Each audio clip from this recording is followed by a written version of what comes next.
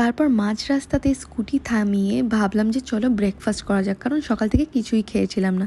তাই একটা বেকারি শপে ঢুকে সেখানে চিকেন প্যাটিস আর এগ পাফ খেয়েছিলাম।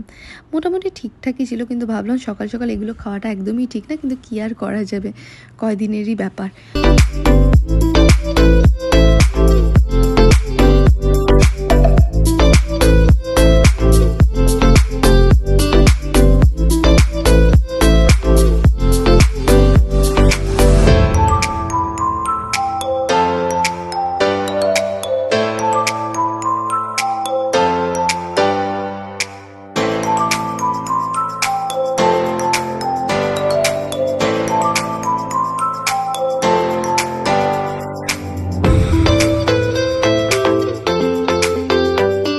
তারপর সেখান থেকে খেয়ে আবার বেরিয়ে পড়েছিলাম।